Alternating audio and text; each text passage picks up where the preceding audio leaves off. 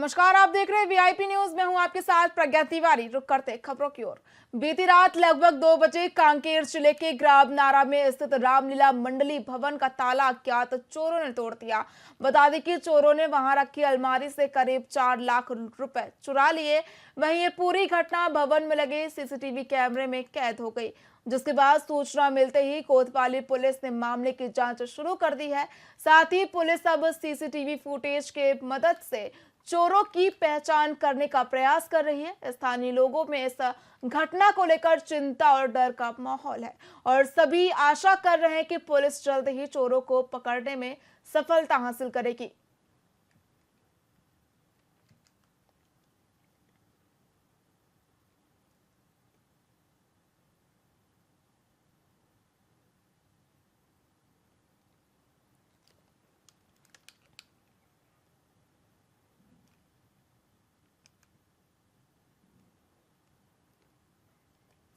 लोगों के लाइसेंस बनवाने के प्रति बढ़ते उत्साह और भीड़ को देखते हुए शिविर को 3 दिन और बढ़ा दिया गया है। इस दौरान 2000 टोकन का वितरण किया गया। साथ ही लाइसेंस बनवाने की प्रक्रिया को तेज करने के लिए यातायात पुलिस ने प्राइवेट कंप्यूटर ऑपरेटरों को नियुक्त किया है, जिससे काम की गति बढ़ाई जा सके। वहीं कलेक्टर के निर्देशानुसार आरटीओ विभाग ने 13 ऑपरेटरों को ड्यूटी पर लगाया है। इन ऑपरेटरों के माध्यम से प्रत्येक दिन लगभग 300 लाइसेंस बनाए जा रहे हैं, जिससे शिविर में अब तक 900 से अधिक लोगों का लाइसेंस जारी किया गया है।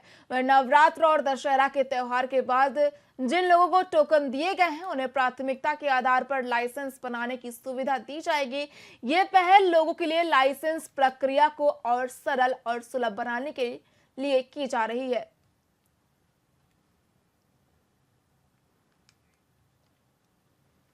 साथ में मिलकर इस प्रक्रिया को प्रारंभ किया है और इसमें हमने ये प्रयास किया है कि एक पहले हमने शहर में सबको इस बात की सूचना दी, आप लोगों के माध्यम से ये सूचना दी कि लर्निंग लाइसेंस का एक कैंप हमारे द्वारा लगाया जा रहा है, जिसमें बहुत ही बेसिक डॉक्यूमेंट्स के साथ में उन्हें आना था। और 30 तारीख को प्रारंभ की गई इस प्रक्रिया में बहुत अधिक संख्या में, लगभग 4000 की संख्या में यहाँ पे भीड़ उमड़ के सामने आई थी। क्योंकि पहला दिन था, हमें भी इतनी जानकारी नहीं थी, हमने 2 सिस्टम लगाया था, लेकिन उस दिन केवल 100 ही लर्निंग लाइसेंस हम बना पाए थे। हमने टोकन डिस्ट्रीब्यूट किया था 2000 और इसको अलग अलग डेज में प्लान किया था कि कितने लोगों को अलग अलग दिन के हिसाब से बुलाया और उसके आधार पर ये लर्निंग लाइसेंस बनाने की प्रक्रिया को प्रारंभ किया। तो आरटीओ साथ में मिलकर इस प्रक्रिया को प्रारंभ किया है और इसमें हमने ये प्रयास किया है कि एक पहले हमने शहर में सबको इस बात की सूचना दी, आप लोगों के माध्यम से ये सूचना दी कि लर्निंग लाइसेंस का एक कैंप हमारे द्वारा लगाया जा रहा है, जिसमें बहुत ही बेसिक डॉक्यूमेंट्स के साथ में उन्हें आना था। और 30 तारीख को प्रारंभ की गई इस प्रक्रिया में बहुत अधिक संख्या में, लगभग 4000 की संख्या में यहाँ पे भीड़ उमड़ के सामने आई थी। क्योंकि पहला दिन था, हमें भी इतनी जानकारी नहीं थी, हमने 2 सिस्टम लगाया था, लेकिन उस दिन केवल 100 ही लर्निंग लाइसेंस हम बना पाए थे। हमने टोकन डिस्ट्रीब्यूट किया था 2000 और इसको अलग अलग डेज में प्लान किया था कि कितने लोगों को अलग अलग दिन के हिसाब से बुलाया और उसके आधार पर ये लर्निंग लाइसेंस बनाने की प्रक्रिया को प्रारंभ किया। तो आरटीओ साथ में मिलकर इस प्रक्रिया को प्रारंभ।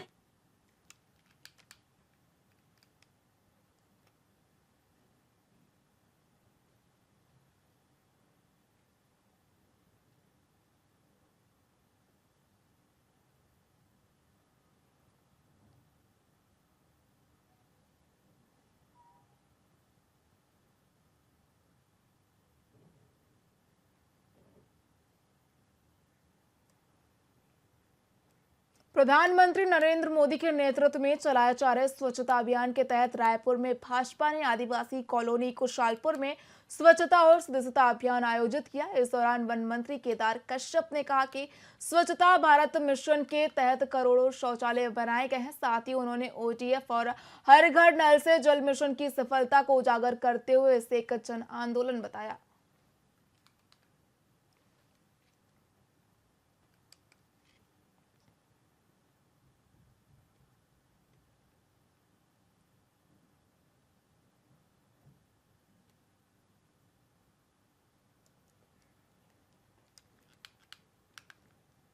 राजपुर में धरती आबा जनजाति ग्राम उत्कृष्ट अभियान का शुभारंभ किया गया, जिसमें छत्तीसगढ़ के मुख्यमंत्री विष्णुदेव साय, कृषि मंत्री राम विचार नेता, महिला और बाल विकास मंत्री लक्ष्मी रचवाड़े सहित कई लोग मौजूद रहे।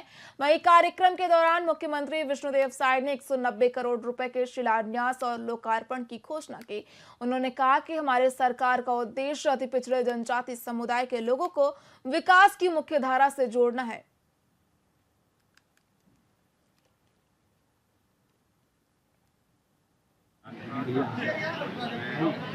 65,000 से ज़्यादा गांव पूरे देश के और 5 करोड़ से ज़्यादा जनजातीय समाज इससे लाभान्वित होगा।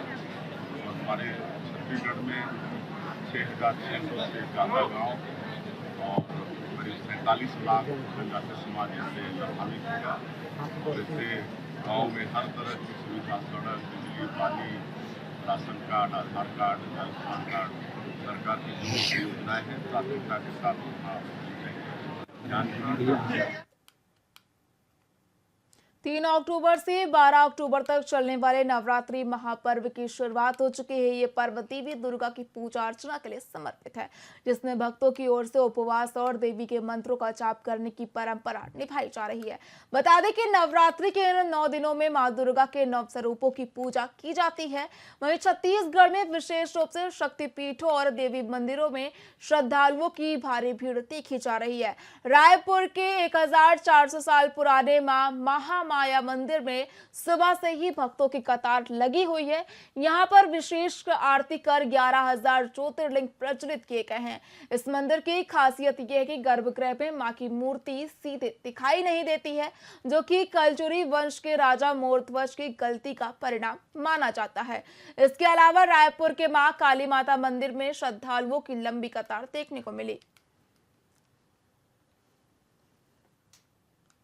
देखिए, नवरात्रि का त्यौहार जो हमारे हिंदुओं का बहुत प्रमुख त्यौहार है, इसको मनाने के लिए, इसको मानने के लिए लोग इतने ललायित रहते हैं, तन मन धन से माता की सेवा करते हैं, माता की आराधना करते हैं, सब परिवार में खुशी रहती है।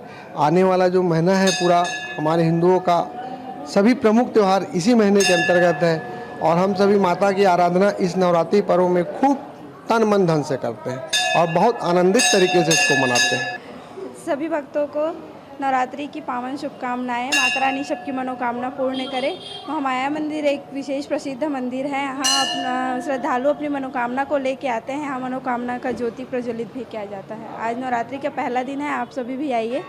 सभी भक्तों को जय माता दी। जैसे कि छत्तीसगढ़ की राजधानी रायपुर की यह एक सबसे प्रतिष्ठित सिद्धपीठ के रूप में भगवती मां महामाया देवी का मंदिर, जहां सुबह से ही नवरात्रि पर्व के प्रथम दिन में श्रद्धालुओं का यहां पर आगमन शुरू हो गया था।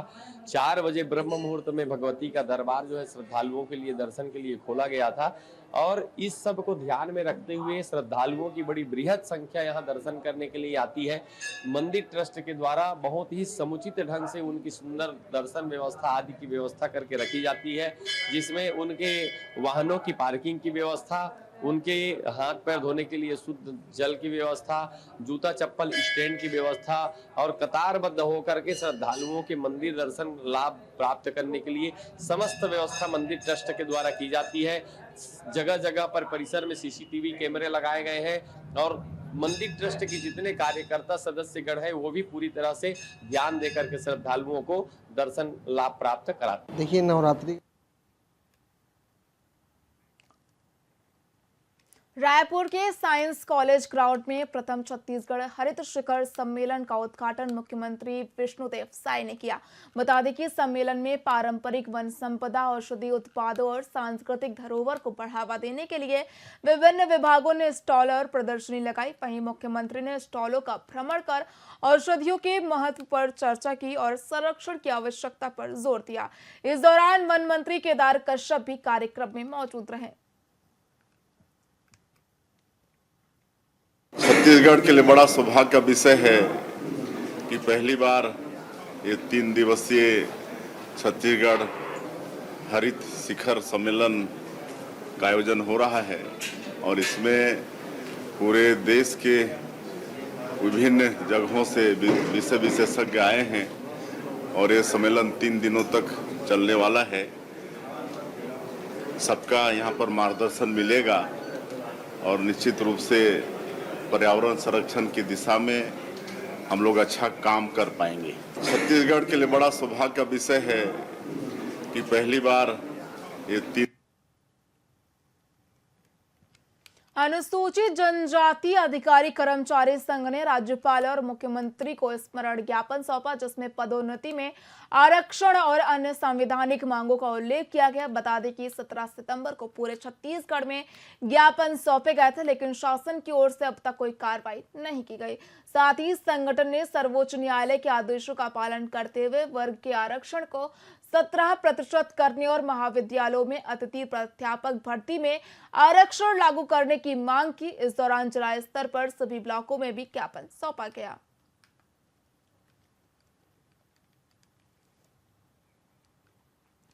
धर्मनगर दंतेवाड़ा में शारदीय नवरात्रि के पहले दिन मां दंतेश्वरी के मंदिर में श्रद्धालुओं की भारी भीड़ देखने को मिली।